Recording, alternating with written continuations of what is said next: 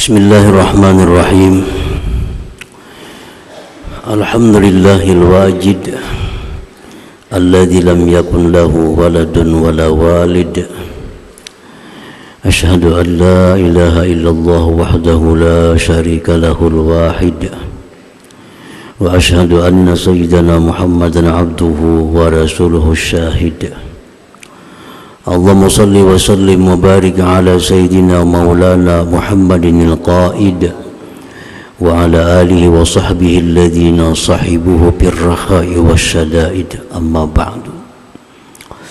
Yang kita muliakan, kita hormati para habaib dan para alim ulama, para muhibbin, hadirin hadirat rahimakumullah. Puji dan syukur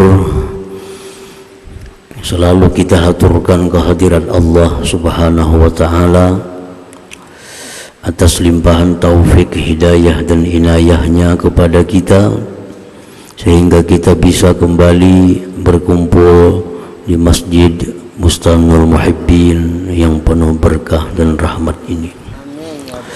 Salawat dan salam atas junjungan kita Nabi besar Muhammad sallallahu alaihi wasallam dan seluruh keluarga, para sahabat, zurriyat dan pengikut beliau ila yaumil qiyamah. Para muhibbin rahimakumullah, al-khamis wasitun min asma'illah al-husna al-wajidu, yang ke-65 dari Asma'ul Husna ialah nama Allah Al-Wajid. Al-Wajid huwa alladhi yajidu kulla ma yuriduhu wa la yafutuhu syai'un. Al-Wajid artinya yang mendapati tiap-tiap yang dia kehendaki dan tidak luput akan dia sesuatu jua pun. Itu makna dari al-wajid, atau diartikan secara ringkas yang maha memperdapati. Al-wajid.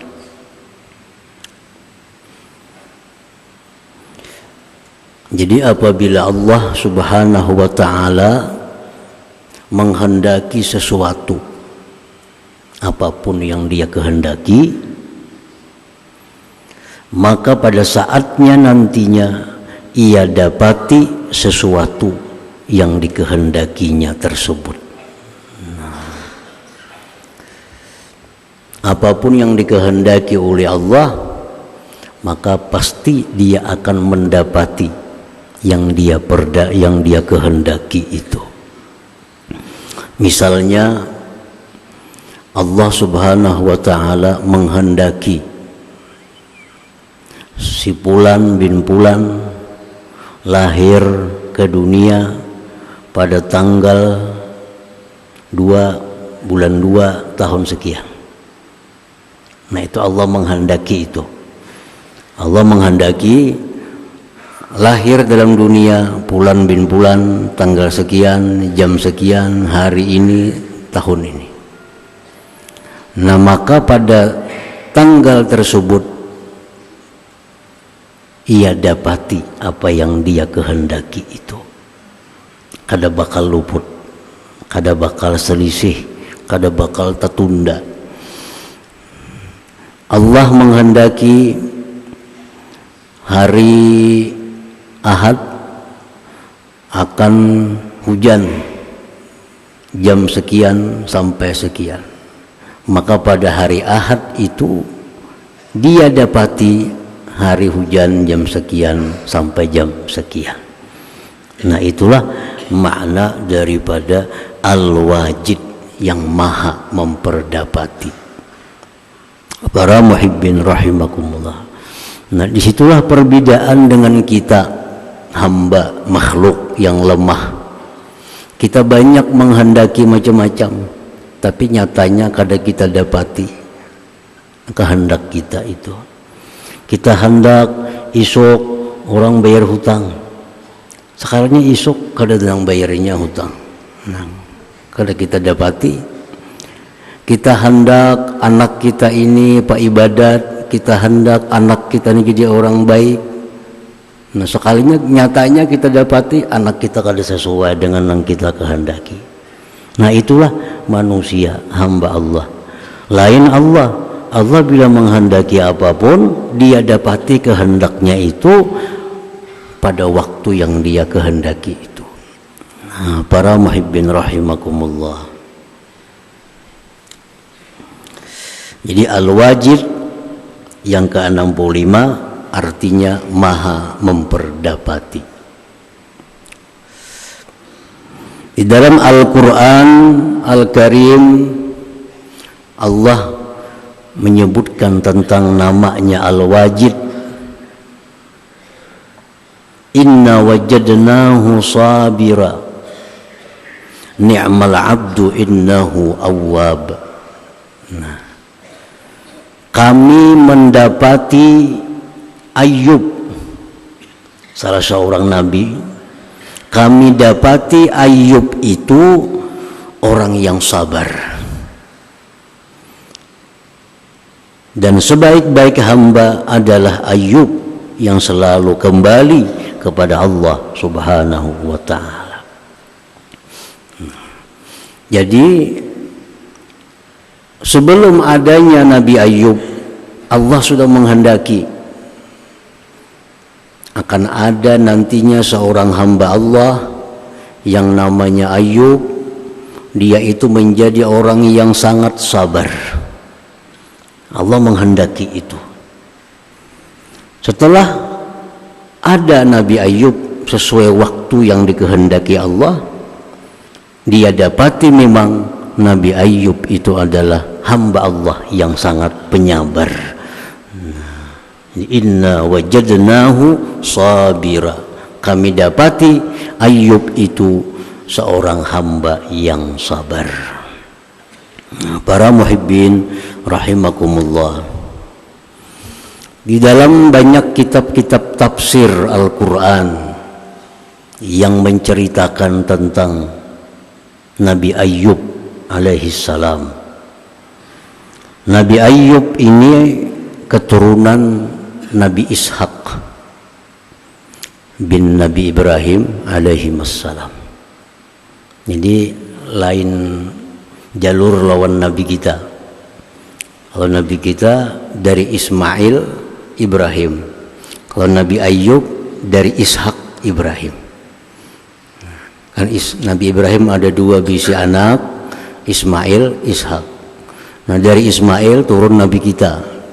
Dari Ishak ini turun banyak nabi, diantaranya Nabi Ayub alaihissalam.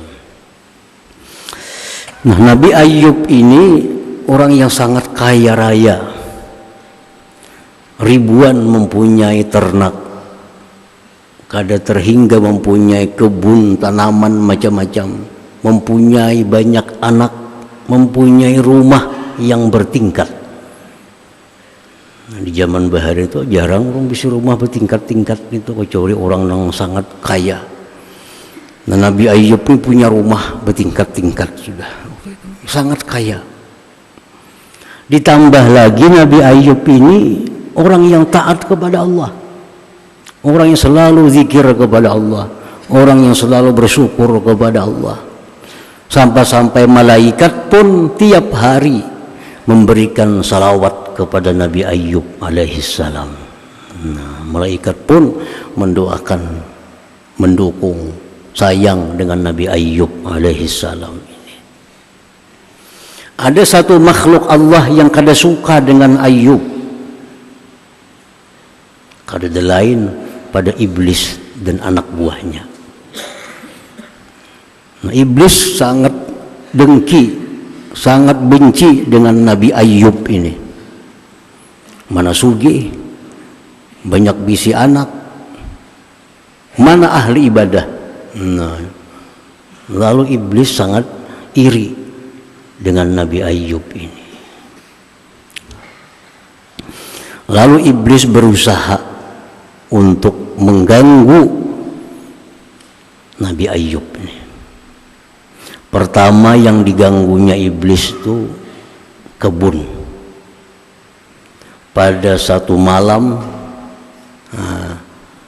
seluruh kebun yang dimiliki Nabi Ayub beserta barang-barang makanan yang ada di gudang terbakar.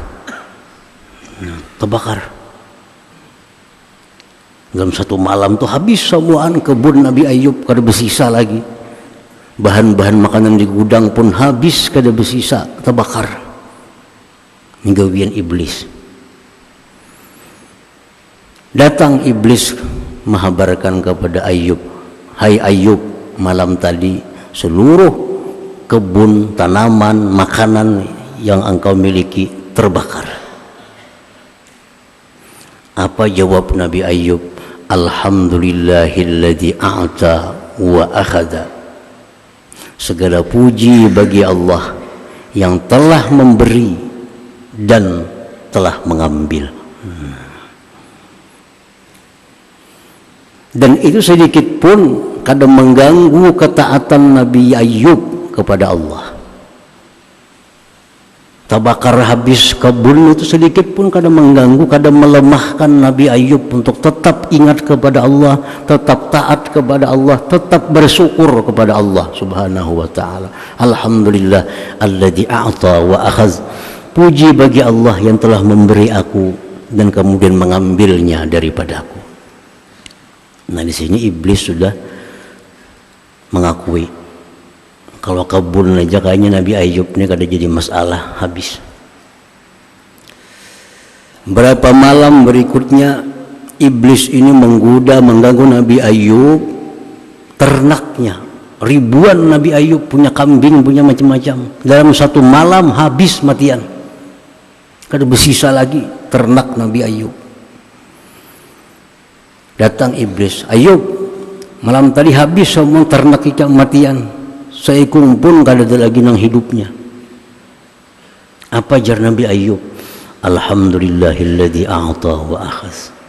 Puji bagi Allah yang telah memberi aku dan kemudian mengambilnya daripadaku. Tetap bersyukur Nabi Ayub, tetap bersyukur. Orang mestinya dapat musibah itu kada bersyukur, sabar. Nabi Ayub kada bersyukur. Nah, syukur. Kenapa bisa bersyukur dapat musibah? Karena masih memandang yang tersisa. Masih memandang yang tersisa. Kebun sudah habis. Ternak dan harta-harta lain masih banyak. Ternak habis, harta-harta lain masih banyak. Nikmat-nikmat Tuhan. Setiap musibah yang ditimpakan kepada kita, bila kita memandang yang tersisa, kita masih bersyukur. Nah, ini yang dipakai oleh Nabi Ayub nih. Memandang nang sisa, kada memandang nang hilang. Itu cara pandang supaya bisa mensyukuri apa yang terjadi. Seperti seorang laki-laki datang kepada Rabi'atul Adawiyah, salah seorang waliullah. "Wahai Sayyidah Rabi'ah, ulun malam tadi kehilangan di rumah ulun, habis harta ulun." Ujar Rabi'atul Adawiyah, "Itu bersyukur lawan Tuhan." "Kenapa ulun bersyukur kehilangan?" Ujar Rabi'ah, "Untung nah hilang itu, jaka iman nikam hilang kayak apa? Jaka iman hilang kayak apa? Itu syukur orangnya, masih ada iman." Jadi satu musibah bila kita pandang yang ada, kita akan syukur. Bila kita pandang yang hilang, kita akan sabar. Nah, jadi syukur sabar selalu ada dalam keadaan apapun yang kita hadapi ini. Kada berpisah, syukur dan sabar itu. Melihat yang ada, kita syukur. Melihat yang sudah hilang, di situ hendaknya sabar. Nah, Nabi Ayub ini selalu melihat yang masih ada, sehingga Kabun habis, ternak habis, kadang membuat lemah beribadah, kadang membuat lemah mengingat Allah, bahkan bersyukur kepada Allah Subhanahu wa taala. 2 kali sudah iblis gagal. Kemudian iblis masih belum habis. Di malam hari Nabi Ayub sedang berkhalwat di tempat khalwatnya. Rumah yang bertingkat itu diguyang iblis, rubuh rumah. Rumah itu rubuh, semua yang di rumah itu matian. Semua anak-anak Nabi Ayub mati, tertimpa bangunan yang rubuh itu. Iblis datang kepada Nabi Ayub, Ayub, itu rumah ikam rubuh, anakmu habis matian semua. Apa ajar Nabi Ayub? Alhamdulillahilladzi a'ta wa akhaz. Segala puji bagi Allah yang telah memberiku anak dan kemudian mengambil anak itu. Tetap bersyukur Nabi Ayub karena masih melihat yang tersisa banyak yang berharga. Melihat yang hilang, Nabi Ayub sabar. Melihat yang masih ada, syukur. Tetap kadang mengganggu ibadah Nabi Ayub, kadang mengganggu zikir Nabi Ayub, tetap. Aja iblis ini kayak apa caranya nih, sudah 3 macam nih, habis sudah. Kabun habis, ternak, anak-anak sudah mati. Tetap Nabi Ayub mengingat Allah, malaikat setiap hari bersalawat kepada Nabi Ayub. Nah kemudian jar iblis, ini awaknya kita ganggu pulang. Lalu iblis mengganggu jasad tubuh Nabi Ayub dengan berbagai macam penyakit sehingga Nabi Ayub ini lumpuh total.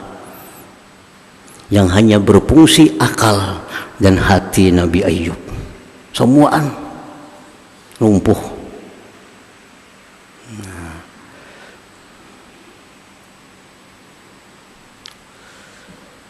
Itu pun kadang membuat Nabi Ayub lupa kepada Allah. Ini pun kadang membuat Nabi Ayub hilang kesabarannya. Tetap Nabi Ayub ini ingat kepada Allah. Berapa macam dah? 4 macam sudah iblis maulah cara. Akhirnya iblis kada tahan juga mikirkan lagi. Kiau anak buah. Anak buah iblis ini disebut syaitan. Iblis itu Tuhannya. Anak buah ini syaitan, kiau syaitan. Ayo pang anak buah ini kayak apa caranya kita ma'anu Nabi Ayub nih. Sudah 4 macam nih kita ganggu, tetap Nabi Ayub nih taat kepada Allah, tetap berzikir. Jar anak buahnya menyahut, pian itu lebih ahli pada kami urusan menggoda orang tuh. Nabi Adam tuh sanggup yang kalau warakan di surga, apalagi Ayub nih. Adam tuh abahnya manusia yang diciptakan langsung oleh Allah, sanggup yang menggoda kalau wara pada surga, apalagi Ayub nih. Ya iblis bujur. Dulu aku menggoda Adam itu melalui bininya. Dulu aku mengganggu Nabi Adam, mengganggu Adam melalui bini Adam, melalui Hawa. Hawa yang merayu Nabi Adam akhirnya makan buah khuldi. Kalau Adamnya kada mempan. Nah Ayubnya ada bisi bini, jadi aku harus masuk lewat bininya aja iblis. Namanya siapa? Rahmah. Bini Nabi Ayub Rahmah. Nah iblis mengganggu Rahmah ini. Itu laki ikam tuh napa nangka itu? Ya kalau laki ikam itu orang baik, orang mulia, kan incam ini harta habis, anak habis, tuh awak lumpuh sudah. Coba suruh laki jam itu kayak apa? Lawan Tuhan bujur-bujur baik, berdoa apa lawan Tuhan. Nah, disitulah nang bini Rahmah ini guncang. Nah, akhirnya Rahmah ini pun meninggalkan Nabi Ayub alaihissalam. Setelah Rahmah ini meninggalkan Nabi Ayub, lalu Nabi Ayub berdoa kepada Allah, ya Rabbi inni massani yad-durru wa anta arhamur rahimin. Wahai Tuhan, hamba ini dalam kesusahan yang sangat. Engkau adalah maha pengasih di antara seluruh yang kasih. Itu aja doanya Nabi Ayub. Kada bepadah hilang harta, habis kada bepadah. Kada panjang doa Nabi Ayub. Ya Rabbi inni massani yadur wa anta arhamur rahimin. Ya Tuhanku, ulun dalam keadaan susah yang luar biasa. Engkau orang yang penyayang dari sekian yang penyayang. Nah, lalu Allah kembalikan keadaan Nabi Ayub alaihissalam menjadi keadaan yang lebih baik daripada semula. Hartanya kemudian tambah banyak, ternaknya, tubuhnya lebih sehat daripada yang dulu. Anak-anaknya pun diberi Allah lagi anak-anak yang baru yang lebih baik daripada anak yang dulu. Nah, tapi sesudah mengalami penderitaan yang demikian, namun Nabi Ayub selalu sabar dan syukur kepada Allah Subhanahu wa ta'ala. Nah, para muhibbin rahimakumullah, jadi urusan Nabi yang terkenal dengan kesabaran itu adalah Nabi Ayub alaihissalam. Inna wajadnahu sabira, ujar Tuhan, sungguh kami dapati Ayub ini memang sabar sesuai dengan apa yang telah kami kehendaki sebelumnya. Kada melisit. Tuhan maulah Nabi Ayub menjadi orang sabar, itu kada melisit. Kenyataan bujur, Allah dapati Ayub ini sebagai orang yang paling sabar dengan berbagai macam penderitaan musibah. Dan lagi Nabi Ayub ini dijadikan Allah hujjah, dijadikan hujjah di akhirat kepada orang-orang yang lemah ibadah karena musibah. Di akhirat kita akan ditanya oleh Allah, kenapa ikam ya Tuhan banyak lupa lawan aku? Kenapa ikam banyak kada ingat sampai-sampai kada sembahyang? Ulun garing ya Allah, kada kawa sembahyang. Garing. Ya Tuhan, mana garingnya lawan Ayub ikam? Mana garingnya dua Ayub nih tuh? Ayub tuh garing pada ikam kawainya sembahyang. Kawahainya puasa, kawahainya beribadah kepadaku. Ada orang melanggar hukum Allah, melalaikan kewajiban Allah. Kenapa aja Tuhan? Ulun habis harta, sehingga ulun susah. Kada kau lagi beribadah. Mana lawan Ayub ya Tuhan? Anaknya matian habis, kebunnya habis, ternak tetap punya beribadah kepada Engkau.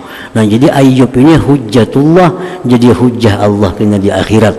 Kalau kita beralasan kita dapat musibah sehingga lupa kepada Allah Subhanahu wa ta'ala. Setiap nabi-nabi Allah itu hujjah. Setiap nabi Allah itu jadi hujjah Allah. Ada orang kaya, kenapa gitu Tuhan kada beribadah kepada aku? Maka ikam kaya. Ulun sibuk ya Allah. Ulun sugih banyak harta yang ulun jagai. Kada sempat beribadah. Ya Tuhan, mana sugihnya lawan Nabi Sulaiman. Sulaiman itu sugih pada ikam, rajinnya beribadah kepadaku. Jadi semua Nabi dijadikan Allah hujjah kepada kita. Nah, termasuk Nabi Ayub alaihissalam ini. Nah, para muhibbin rahimakumullah. Jadi itulah bagian dari makna nama Allah Al-Wajid yang maha memperdapati tadi. Al-mu'min bismillahil wajidi ayyakuna wajidan lima la budda lahu min ilmi zahir wal batin wal amali bihima. Orang yang telah beriman kepada Allah yang maha memperdapati, maka orang beriman kepada nama Allah yang memperdapati ini, dia mesti jadi orang yang memperdapati juga. Apa yang diperdapatinya? Ilmu yang zahir dan yang batin, dan mengamalkan keduanya. Nah, jadi kalau orang beriman bahwa Allah itu memperdapati, maka kita pun jadi orang yang memperdapati juga. Apa yang kita perdapati? Ilmu yang zahir, ilmu yang batin, dan mengamalkan keduanya. Bila kita selalu menuntut ilmu yang zahir, menuntut ilmu yang batin, selalu kita cari ilmu, berarti itu tanda kita beriman dengan nama Allah Al-Wajid ini. Ilmu yang zahir itu al-ilmu alladhi tasihhu bihi al-ibadah wal muamalah wal munakahah. Yang namanya ilmu zahir yang selalu kita perdapati, kita cari. Ilmu zahir itu ilmu yang sah dengannya ibadah kita, yang sah dengannya muamalah jual beli kita, yang sah dengannya pernikahan. Kita mesti memperdapati ilmu itu. Kayak apa wudu kita nih supaya sah, kita cari ilmunya. Kayak apa cara supaya sembahyang kita ini jadi sembahyang yang sah, dapati ilmunya. Kayak apa supaya puasa kita menjadi puasa yang sah, dapati ilmunya. Nah, kayak apa supaya jual beli kita ini jual beli yang sah. Kayak apa supaya sanda bersanda ini yang sah. Kayak apa supaya siwa bersiwa ini yang sah. Kita cari ilmunya, kita dapati ilmunya, supaya muamalah kita ini menjadi muamalah yang halal. Karena kalau jual beli kada sah, kada halal. Duitnya kada halal, barangnya jadi kada halal. Karena kada sah. Nah, mempelajari, mendapati ilmu supaya jual beli ini sah, itu satu kewajiban kita. Kewajiban kita. Orang yang berdagang, hanya wajib memperdapati ilmu. Kayak apa berdagang kuning supaya sah. Dengan sah itu maka hasilnya kena halal. Bila jual belinya kada sah, kena hasilnya haram. Nah, itu ilmu zahir ngarannya. Nah, pernikahan, kayak apa supaya nikah ini sah. Bila nikah ini sah, akan timbul keturunan zuriat yang baik. Nah, belajar itu satu kewajiban, tuntutan iman kepada nama Allah Al-Wajid ini. Jadi wajib kita belajar itu. Nah, ilmu batin itu macam apa? Ilmu batin itu al-ilmu allazi bihi tuqbalul ibadah. Ilmu batin itu ilmu yang dengannya ibadah diterima oleh Allah Subhanahu wa taala. Itu ilmu batin. Karena setiap yang sah belum tentu diterima oleh Allah. Ada persyaratan-persyaratan lain. Nah, sembahyang menutup aurat misalnya, lalu mengambil baju orang, mencuntan baju orang, sembahyang, salah sembahyangnya? Sah. Kenapa sah? Aurat tertutup, sembahyang sah. Diterima Tuhan lah. Kada. Kenapa? Karena bajunya cuntanan, bajunya pun orang. Nah, jadi termasuk bagian dari ilmu batin yang dipelajari. Bagaimana supaya sembahyang kita, ibadah kita diterima oleh Allah. Itu pun mesti kita perdapati juga ilmunya. Nah, para muhibbin rahimakumullah, dalam sebuah hadis yang panjang yang diriwayatkan oleh Sayyidina Muaz bin Jabal radhiyallahu anhu, Rasulullah menyatakan bahwa malaikat ini membawa naik amal kita 2 kali sehari, asar dan subuh. Makanya asar subuh ini sembahyang yang paling baik, karena di saat itu disaksikan malaikat yang turun dan yang naik. Nah, malaikat naik membawa amal kita seharian, turun malaikat baru yang akan mencatat amal kita, menghimpunkan amal semalaman. Nah, jadi naik malaikat membawa amal sembahyang kita, zikir kita, semuaan dibawa naik oleh malaikat, diserahkan kepada Allah Subhanahu wa taala. Jadi ujar Nabi kita, malaikat ini membawa naik amal seorang hamba. Nang dibawa naik tentu amal yang sah, Amal yang sah, sembahyangnya sah, itu yang dibawa naik oleh malaikat. Kalau sembahyangnya kada sah, malaikat kada membawa naik. Yang dibawa naik oleh malaikat ini puasa yang sah, baca Quran yang sah, zikir yang sah, itu yang dibawa naik. Sampai di langit pertama, ujar Nabi, di situ ada malaikat penjaga langit pertama. Amal siapa nih? Ini amal bin pulan, amal si A si B si C. Ujar malaikat di langit pertama nih, ini kada boleh naik, boleh cakan aja amalnya. Kenapa aja malaikat untuk membawa amal? Ini yang pak amal nih, pak ibadah nih, orangnya katujuh menggibah orang, katujuh menyembati orang, katujuh membuka aib orang. Jadi aku diperintahkan Tuhan untuk menolak amal kebaikan apapun kalau orangnya masih belum tobat daripada perbuatan gibah. Nah, jadi mau kita gibah, kita sembahyang, gibah puasa, gibah umrah, gibah naik haji, gibahnya jalan, ibadahnya jalan, kada kawan naik ke langit pertama aja kada kawan.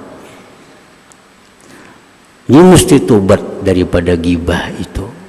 Nah, tobat itu termasuk daripada himpunan ilmu batin yang dipelajari.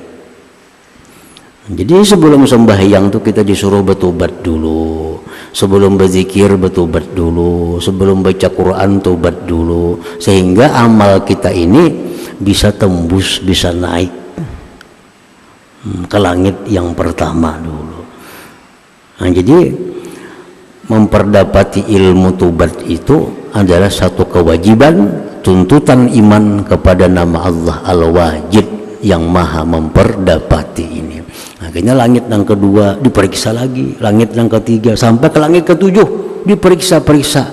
Akhirnya sampai lulus ke hadirat Allah Subhanahu wa ta'ala. Nah, jadi macam apa amal kita nih? Jangan hanya sekedar sah, tapi sampai ke hadirat Allah, diterima oleh Allah. Nah, mempelajari itu kewajiban kita. Nah, jadi buah daripada iman kita kepada nama Allah Al-Wajid.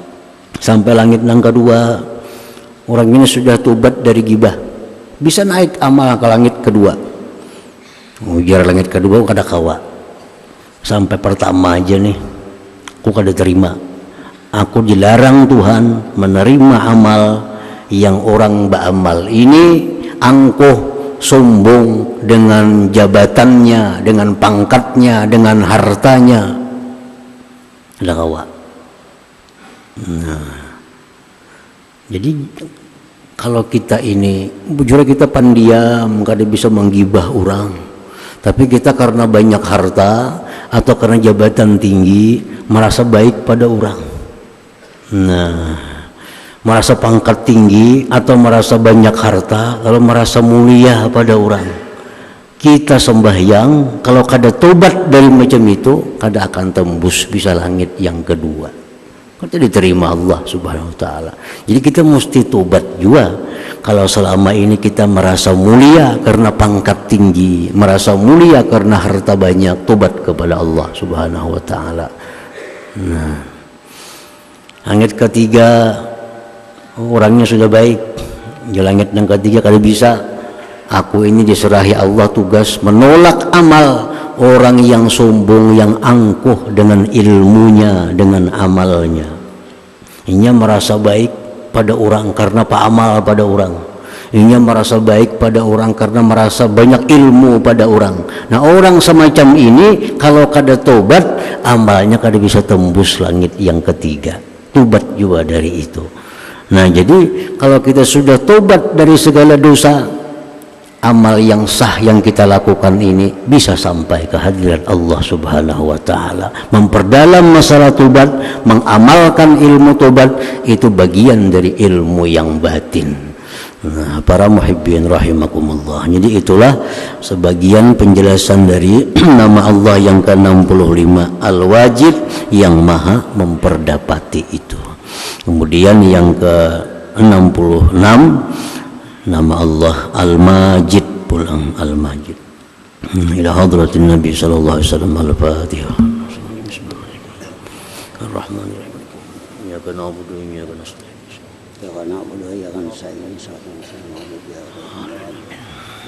بسم الله الرحمن الرحيم. الحمد لله رب العالمين والصلاة والسلام على أشرف الأنبياء والمرسلين وعلى آله وصحبه أجمعين. اللهم اغفر لنا ذنوبنا ولوالدينا وارحمهم وقنا قبورنا سجرا ولجميع المسلمين والمسلمات ومن برحمتك يا أرحم الراحمين. اللهم إنا نسألك التوبة والتوفيق والهداية والاستقامة وحسن الخاتمة. اللهم خير ما سألك عبدك نبيك محمد صلى الله عليه وسلم. طيب واستأجرك عبدك نبيك محمد صلى الله عليه وسلم. المستعان ولك البلاغ ولا حول ولا قوة إلا بالله العظيم. اللهم زيادة في الدين وبركة بهم ووسعة بالجسم وسعة وتوبة قبل الموت سعادة إلى الموت وقد قدر الموت وعفوا من الحساب ومن أهجاك ونسلا من الجنة وارزقنا لك عند رحمتك يا أرحم الراحمين. اللهم ربنا هب لنا من أزواجنا وذريتنا قرة أعين واجعلنا للمتقين إماما. اللهم إنا نسألك حسن الخاتمة وأعوذ بك من سوء الخاتمة. ربنا تقبل منا إنك تسمع وتب علينا إنك أنت التواب الرحيم. ربنا آتنا في الدنيا حسنة وفي الآخرة حسنة وقنا عذاب النار. صلى الله على سيدنا محمد وصحبه وسلم. الحمد لله رب العالمين. يا أيها الراجون منه شفاعة صلوا عليه وسلموا تسليما. اللهم صل وسلم